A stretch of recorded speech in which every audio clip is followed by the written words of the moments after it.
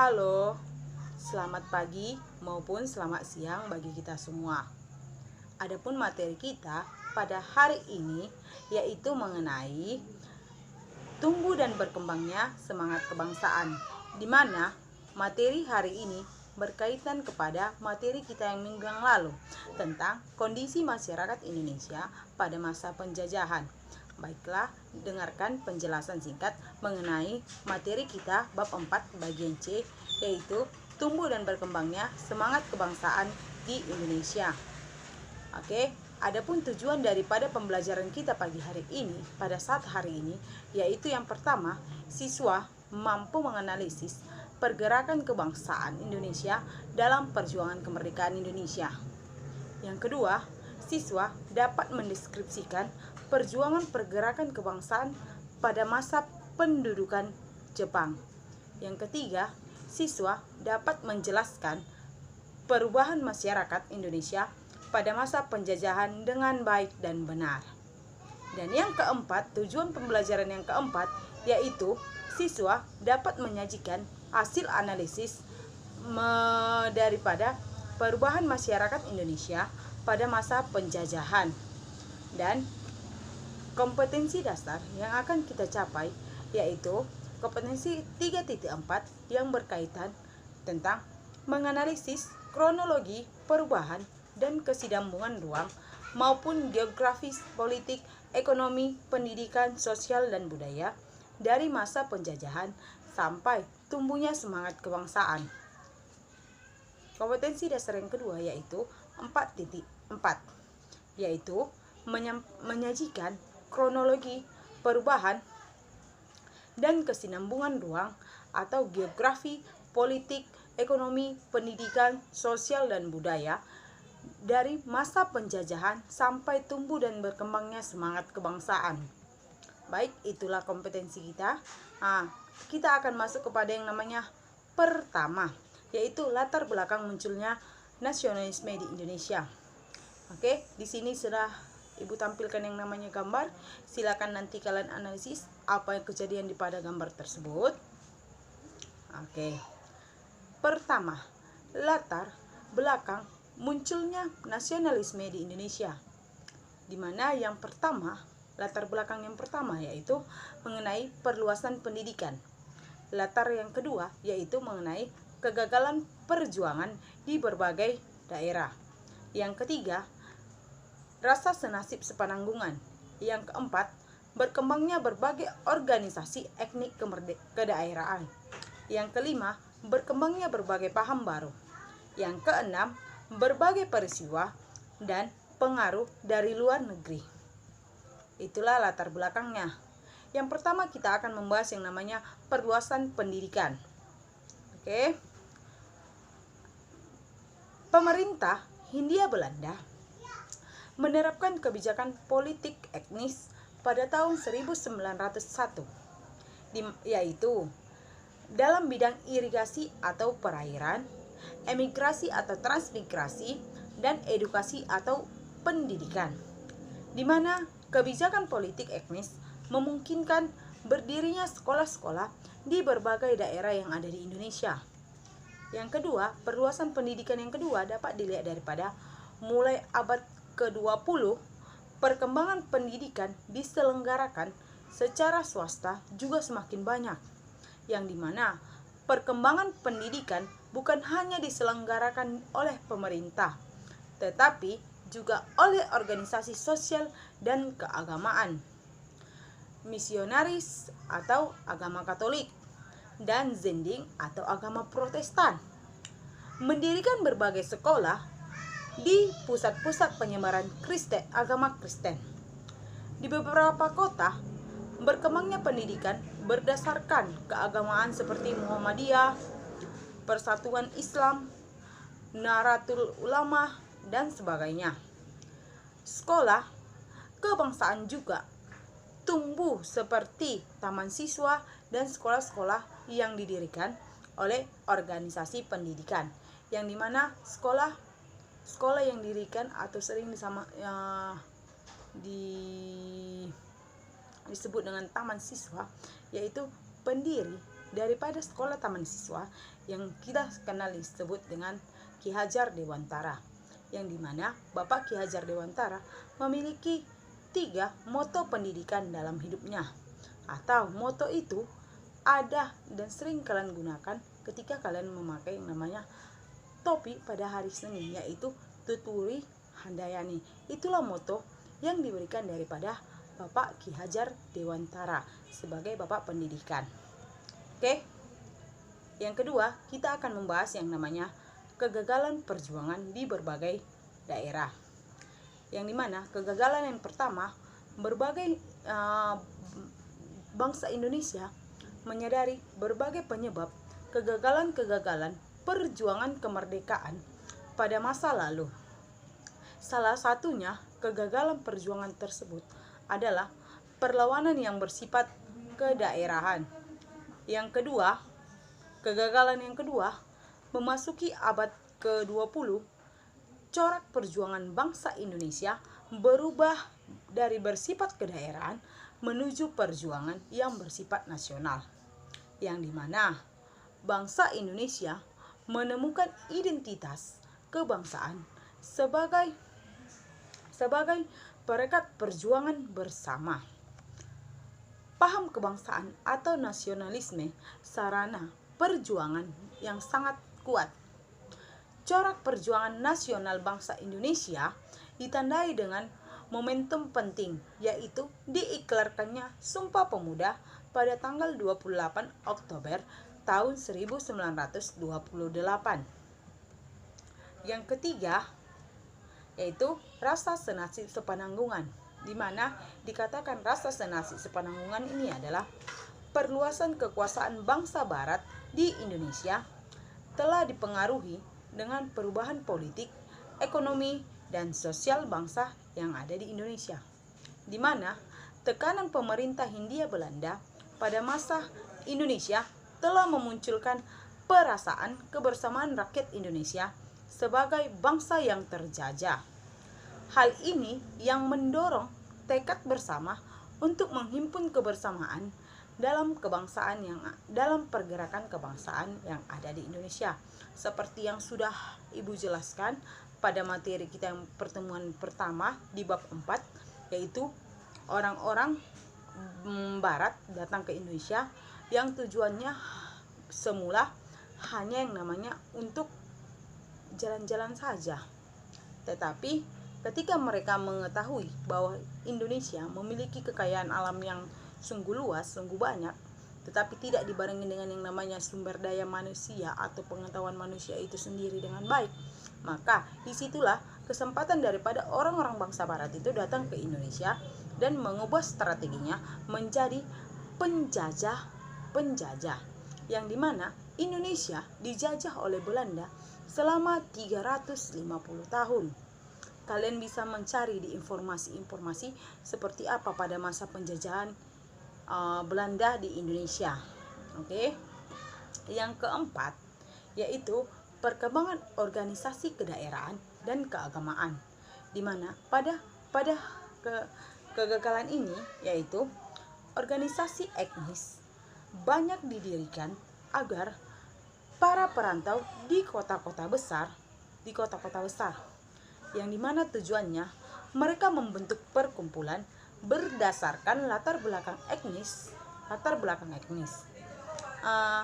Beberapa contohnya antara lain yaitu Serikat Pasundan serta Perkumpulan Betawi yang dipelopori oleh M. Hasmi Tamrin.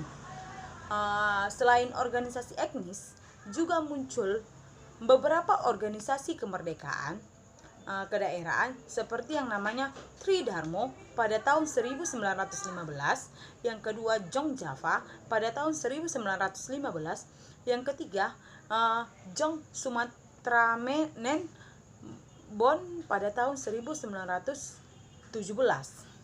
Terus perkembangan organisasi kedaerahan yang berikutnya yaitu berbagai organisasi yang bernapas keagamaan pada masa abad ke-20 sangat memengaruhi yang namanya perkembangan kebangsaan yang ada di Indonesia. Beberapa organisasi itu antara lain Jean Steinman Muda Kristen Jawi, yang ketiga Muhammadiyah Nahdlatul Ulama, yang keempat Persis atau Persatuan Umat Islam, yang berikutnya Al-Jamiatul Wahyah, dan perkembangan yang ketiga di mana kaum wanita juga aktif berperan dalam berbagai organisasi sosial maupun organisasi politik. Peran serta perempuan dalam memperjuangkan kemerdekaan telah ada sejak dahulu, di mana beberapa tokoh perjuangan wanita pada zaman dahulu, yaitu yang sering kita kenal dengan Raden Ajeng Kartini, di mana filosofi daripada Raden Ajeng Kartini ini yaitu memiliki filosofi habis gelap terbitlah terang. Yang kedua ada dia Dewi Sartika, yang ketiga ada dia Maria Walanda Maramis. Oke, yang berikutnya berkembangnya berbagai peran paham baru. Di perkembangan ini, liberalisme adalah sebuah ideologi, pandangan, filsafat, dan tradisi politik yang didasarkan pada pemahaman bahwa kebebasan dan persamaan hak adalah nilai politik yang sama. Yang kedua, nasionalisme adalah suatu sikap politik dari masyarakat suatu bangsa yang mempunyai kesamaan kebudayaan dan wilayah serta kesamaan cita-cita dan tujuan. Yang berikutnya, demokrasi berasal dari kata atau dari bahasa Yunani demokratia, yang berarti kekuasaan rakyat. Demos artinya rakyat, dan katos artinya kekuasaan atau kekuatan. Demokrasi mencakup kondisi budaya, ekonomi, dan sosial yang memungkinkan dalam terjadinya praktik kebebasan politik baik serta bebas maupun setara. Yang berikutnya, nasionalisme berasal dari kata sosius, yang artinya masyarakat, di mana sosialisme adalah paham yang bertujuan untuk membentuk kemakmuran kolektif yang produktif dan membatasi milik perseorangan. Dan yang terakhir, pan-islamisme adalah paham yang bertujuan untuk menyatukan umat Islam sedunia, di mana paham ini dipelopori oleh Jamaluddin Al-Afghani pada tahun 1839 sampai 1897. Ide pan-islamin era berkaitan dengan kondisi pada abad 19. Pada abad ini terjadi kemunduran di negara Islam, sedangkan negara-negara barat terjadi kemajuan yang disertai perkembangan kekuasaan atau yang disebut dengan penjajahan. Bagian yang berikutnya yaitu berbagai peristiwa dan pengaruh dari luar negeri. Yang pertama, kemenangan Jepang atas Rusia pada tahun 1905. Pada tahun 1904 sampai 1905 terjadi peperangan. Jepang adalah bangsa Asia. Tentara Jepang berhasil mengalahkan Rusia dan menjadikan inspirasi negara-negara lain bahwa orang-orang Asia bisa mengalahkan orang Barat. Yang kedua, berkembangnya nasionalisme di berbagai negara. Pada abad ke-20, negara-negara terjajah di Asia dan Afrika menunjukkan yang namanya perjuangan pergerakan kebangsaan. Di India, wilayah jajahan Inggris, muncul pergerakan dengan tokoh-tokoh Mahatma Gandhi dan Muhammad Ali Jinnah. Yang kedua, berkembangnya nasionalisme di berbagai negara ini yaitu di Filipina sendiri, Joao Rizal memimpin perlawanan terhadap penjajah Spanyol yang ada di Tiongkok. Muncul dari Dr. Sun Yat-sen yang terkenal dengan gerakan pembaharuannya. Yang kedua yaitu kita masuk pada organisasi pergerakan nasional di Indonesia. Di mana di sini terdapat yang namanya Gedung Perkembangan Kebangkitan Nasional Indonesia atau bekas Gedung Stovia yang berada di kawasan Bandung, di mana gedung ini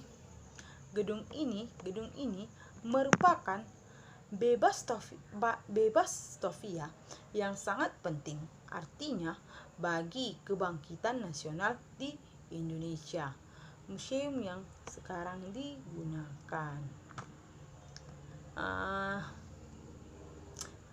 Adapun bagian-bagian dari situ, dari organisasi pergerakan nasional Indonesia, yaitu yang pertama kita lihat Budi Utomo. Sekolah, ini gambar Budi Utomo ya, gambar si Budi Utomo, yang dimana pada masa Budi Utomo ini sekolah kedokteran bernama Stovia terdapat di Batavia atau Jakarta. Setelah itu, para tokoh mahasiswa kedokteran sepakat untuk memperjuangkan nasib rakyat Indonesia dengan memajukan pendidikan rakyat. Pada tanggal 20 Mei 1928, mereka sepakat mendirikan yang namanya sebuah organisasi bersama Budi Utomo atau BU dan memilih Dr. Sutomo sebagai ketua. Ketua lain pendiri daripada Budi Utomo adalah Gunawan Cipto Mangunkusumo dan RT Aryo Tirto Kusumo. Yang kedua yaitu Serikat Islam. Pada tahun 1911 didirikannya Serikat Dagang Islam atau yang disebut dengan SDI oleh Ki Haji Samanhudin dan RM Tirto di Suryo di Solo. Tujuan utama yang didirikannya ini pada awalnya adalah untuk melindungi pentingnya pedagang pribumi dari ancaman pedagang Tiongkok. Itulah tujuan didirikannya Serikat Islam atau yang biasa disebut dengan SDI. Saat itu para pedagang Bangkok menguasai perdagangan yang kurang pendidikan dan pengalamannya. Ini dia ada gambar yang namanya pemimpin daripada Serikat Islam di Indonesia, yaitu Tirto Adi Suryo yang berada di Solo. Yang berikutnya ada Perhimpunan Indonesia. Semulanya bernama yang namanya Index Vereniging atau Perhimpunan Indonesia, didirikan oleh bangsa-bangsa Indonesia yang ada di Belanda pada tahun 1908.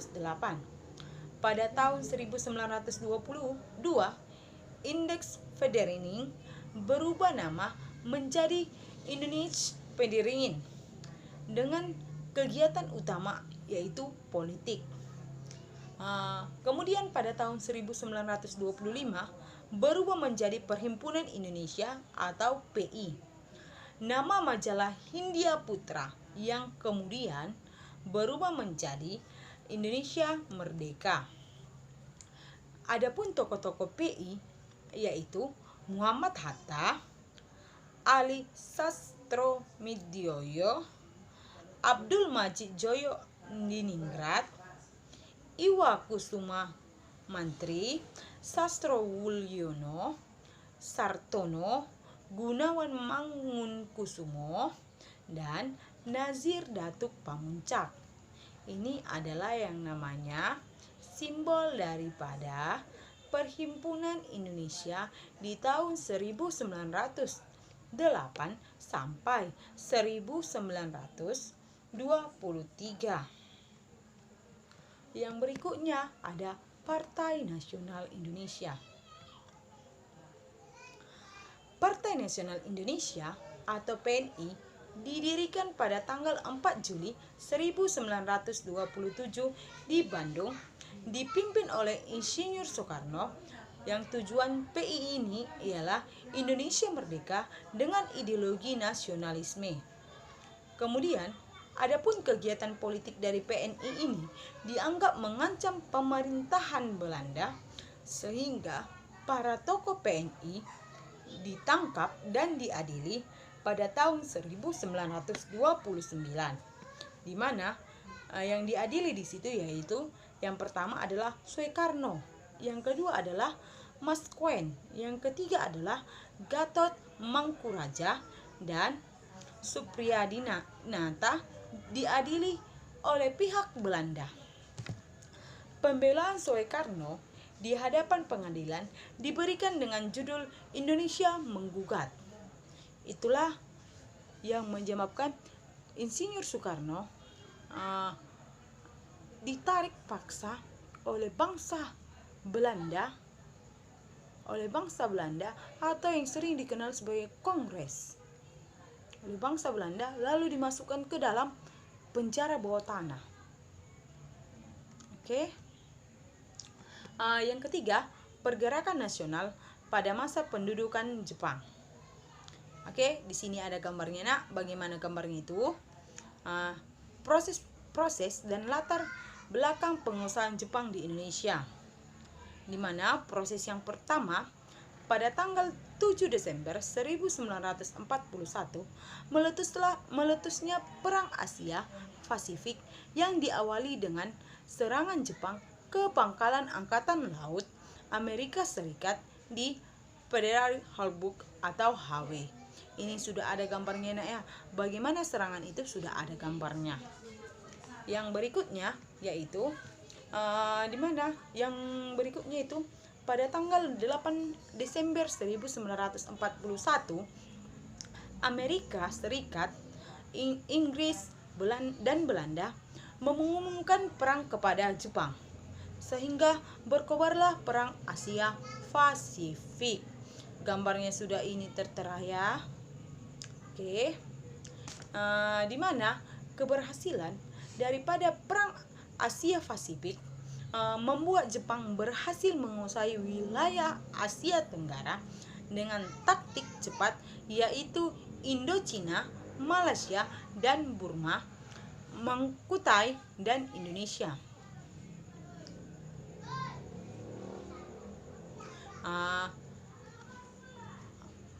Jalur-jalur perjalanannya. Pada tanggal 11 Januari 1942, Jepang mendarat di Takaran, Kalimantan Timur. Kemudian tanggal 24 Februari 1942, Jepang menduduki Balikpapan dan kota lainnya di Kalimantan. Yang berikutnya yaitu pada tanggal 16 Januari 1942, Jepang menduduki Palembang. Yang berikutnya pada tanggal 1 Maret 1942, Jepang berhasil menguasai Batavia, Bogor, Subang, dan Kalijati. Oke, ini adalah petanya. Silakan diperhatikan, nak. Terus Jepang hanya membutuhkan yang namanya 3 bulan saja untuk menduduki yang namanya Jepang. Di mana kebutuhannya setelah dilakukannya berbagai pertempuran antara Belanda dan Jepang, dan akhirnya pada tanggal 8 Maret 1942 Belanda menyerah kepada Jepang. Penyerahan tersebut dilakukan sebagai perjanjian, di mana perjanjian itu perjanjian serah terima yang ditandatangani oleh Gubernur Jenderal Tharja van der Houder dan Letnan de Porter dari pihak Belanda dan dari pihak Jepang yang diwakili oleh Letjen Hitoshima Imamura. Adapun pembagian wilayah kependudukan daripada Jepang, yaitu yang pertama Angkatan Darat Tentara di Sumatera, yang kedua Angkatan Darat Tentara di Jawa dan Madura, yang ketiga Angkatan Laut Armada Selatan 2 yang berada di Sulawesi, Kalimantan, dan Maluku. Adapun ini adalah gambarnya. Angkatan daratnya adalah Rikungun, yang dinamakan Rikungun, sedangkan angkatan lautnya dinamakan Kaigun. Terus bagian C-nya adalah organisasi sosial, yang dimana organisasi sosial ini memiliki yang namanya gerakan, yaitu gerakan 3A, di mana gerakan 3A ini dibentuk pada tahun 1942 dengan tujuan mencari dukungan dan simpati masyarakat dalam rangka kemenangannya dalam pembentukan negara Asia Timur Raya. Yang dimana gerakan 3A ini ada dia di sini anaknya. Inilah gerakan daripada 3A. Setelah itu 3A atau di mana 3A ini yaitu Jepang Pemimpin Asia, Jepang Pelindung Asia, dan Jepang Cahaya Asia. Dan pemimpin daripada gerakan 3A ini yang pertama adalah Hisoshi Shimiyu atau yang berasal dari Jepang, yang kedua Mr. Samaluddin atau yang berasal daripada Indonesia. Setelah itu ada yang namanya yang kedua yaitu Putera atau Pusat Tenaga Rakyat. Yang pertama Putera ini dibentuk pada tanggal 16 Maret 1943 yang dipimpin oleh 4 serangkai Insinyur Soekarno, Dr. Andus Muhammad Hatta, Ki Hajar Dewantara, dan Kiai Masur. Ini adalah gambarnya, silakan diperhatikan. Adapun tujuannya yaitu memusatkan segala kompetensi masyarakat Indonesia untuk membantu Jepang dalam Perang Asia Pasifik. Tujuan yang kedua yaitu kenyataannya Putra dimanfaatkan para tokoh untuk melakukan konsolidasi dengan tokoh perjuangan lainnya. Oke, yang ketiga adalah Jawa Hakokaki, di mana Jawa Hakokaki dibentuk yang namanya pada 1 Januari 1944 yang dipimpin oleh pejabat Jepang itu sendiri, yang tujuan daripada dibentuknya ini yaitu menggalang dukungan untuk rela berkorban demi pemerintahan Jepang, di mana pada Jawa Hakokaki ini tradisi Jepang berkaitan memiliki 3 dasar, yaitu pengorbanan diri, yang kedua mempertebal persaudaraan, dan yang ketiga melaksanakan sesuatu dengan bakti. Terus yang keempat adalah Masyumi, atau sebelum berganti nama menjadi Masyumi, nama organisasi Islam ini adalah MIAI atau Majelis Islam Al-Ah Indonesia. MIAI sebagai organisasi tunggal Islam mendapatkan simpati yang luar biasa dari kalangan umat Islam. Yang berikutnya pada bulan November 1943 MIAI dibubarkan dan digantikan dengan nama Masyumi atau Majelis Syuro Muslimin Indonesia. Ini dia tempat lokasinya gedung daripada Masyumi. Dan Masyumi ini sendiri diketuai oleh Ki Hajar Hashim Asyani dan Ki Hajar Masmur. Yang berikutnya ada dia kependudukan. Sebelum Indonesia terjajah, masyarakat hanya terpusat dan berada di wilayah kerajaan yang dijunjung. Ketika sudah masuknya para bangsa kolonial, pengenalan akan urbanisasi dan persebaran penduduk mulai digalakkan hingga sampai saat ini. Nah, di situ banyak orang Indonesia yang mulai berpindah dari suatu tempat ke tempat lainnya untuk dijadikannya tempat tinggal. Setelah itu muncullah pembentukan sistem strata yang diadopsi atau yang dikembangkan menjadi RT dan RW yang berkembang sampai saat ini atau yang kita kenal sampai saat ini.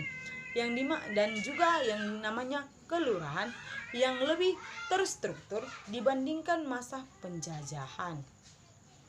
Itulah yang namanya perubahan masyarakat Indonesia pada masa penjajahan yang dilihat daripada kependudukan. Yang berikutnya adalah perubahan masyarakat pada masa kolonial Belanda. 1. Perluasan penggunaan tanah. Banyak orang yang menggunakan lahan dan segala hal yang ada di atasnya mengalami perubahan, termasuk lautan, untuk dimaksimalkan dan dapat menjadi sumber keuntungan atau penghasilan pribadi. Dan juga seperti tanah yang dapat digunakan untuk tanaman pangan yang laku diekspor. Ini adalah tanaman pangannya. Ada dia yang namanya kebun kopi, ada dia yang namanya kebun teh, dan ada yang namanya kakao, atau lebih sering kita sebut yang namanya dengan buah coklat. Dan yang namanya yang berikutnya, perubahan kolonial bangsa barat yang berikutnya, yaitu dilihat daripada tata kota dan arsitekturnya.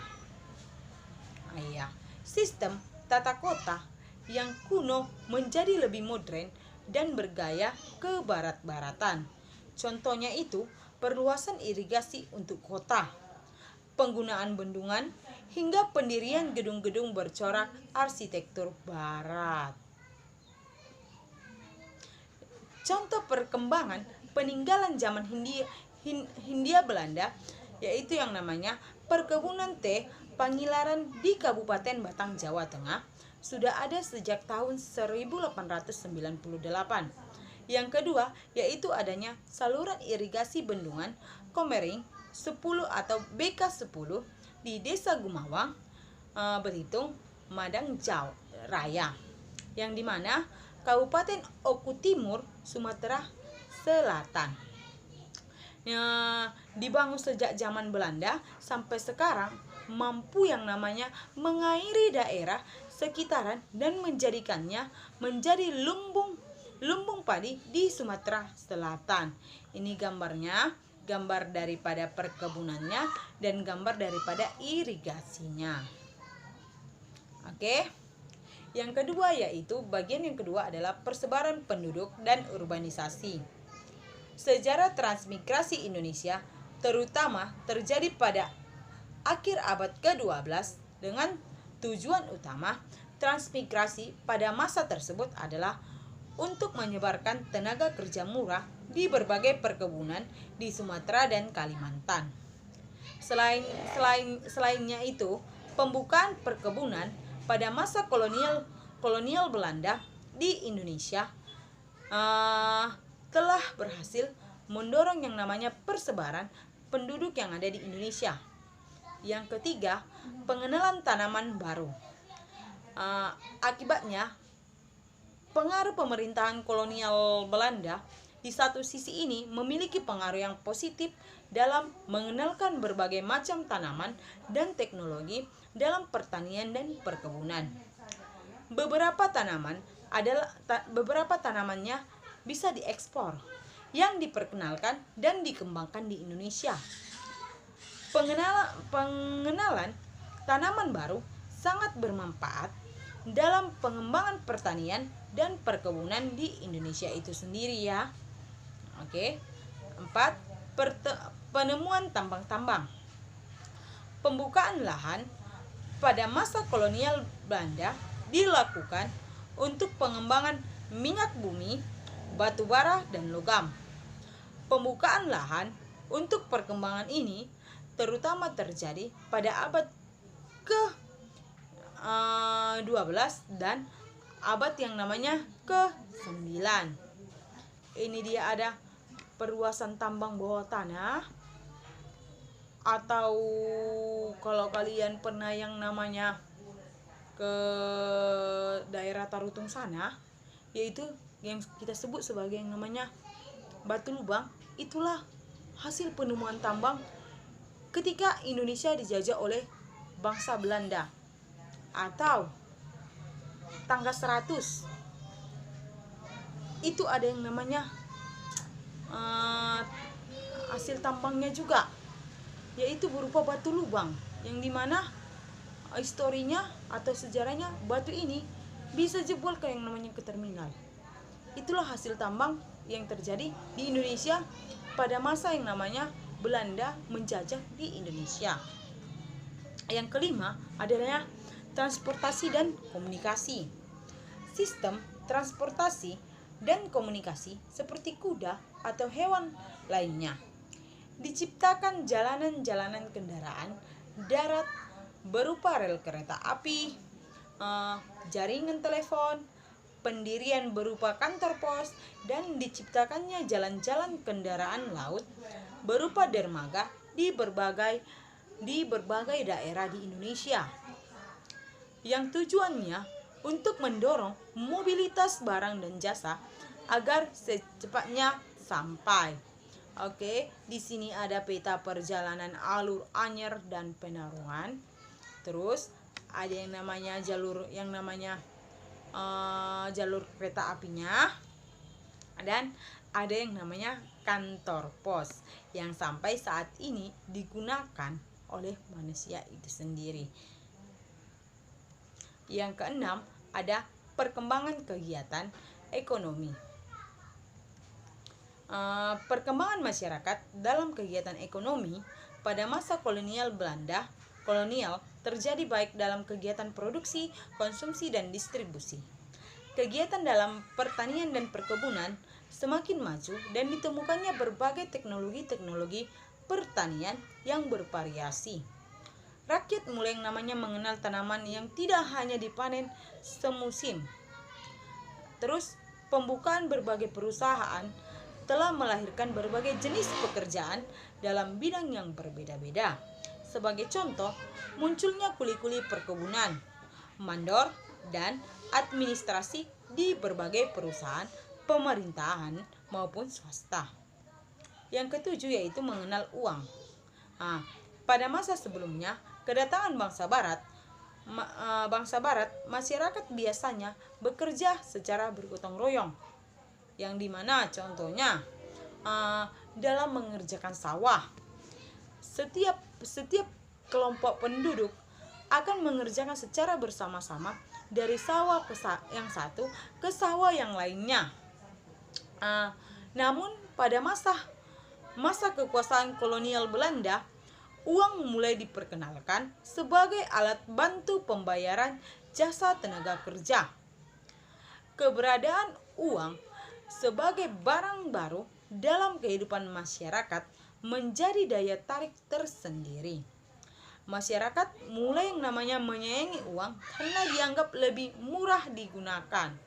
Inilah contoh uang yang dibawakan oleh Belanda yang pertama kali ke Indonesia. Yang berikutnya, perubahan dalam pendidikan. Pada masa Belanda, pendidikan hanya dapat dianyam oleh yang namanya kaum priai, bangsawan, dan Belanda itu saja.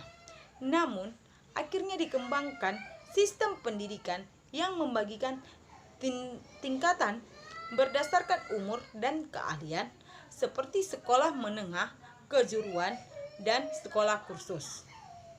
Sistem pembelajaran bersifat skolastik Eropa yang dijadikan guru satu-satunya menjadi sumber ilmu dalam kelas yang didukung oleh buku pelajaran.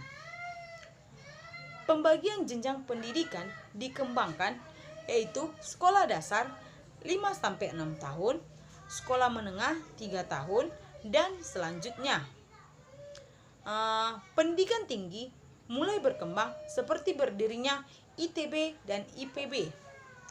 Diskriminasi ini mendorong gerakan pendidik, contohnya dengan didirikannya sekolah yang namanya Taman Siswa di Yogyakarta oleh Ki Hajar Dewantara atau Bapak Pendidikan kita. Yang ke-9, perubahan dampak aspek politik. Yang pertama, pengenalan sistem pemerintahan dan politik baru, yaitu dengan munculnya pembagian kekuasaan dan pemerintahan seperti gubernur, bupati, wali kota, sampai kepada pemerintahan daerah. Terus, perubahannya lagi, masuknya bangsa kolonial membuat pengkotaan politik dan pemerintah lebih yang namanya terstruktur. Dan yang terakhir yang kita bahas adalah perubahan dalam aspek budaya. Kita perhatikan dari segi bangunannya. Oke, perhatikan dari segi bangunannya. Di mana keagamaan, kebudayaan seperti pakaian dan bahasa adalah makanan dan pekerjaan. Oke, yang inilah dia semuanya. Oke, sampai di sini pertemuan kita. Shalom, selamat pagi, tetap semangat belajar ya, Nak.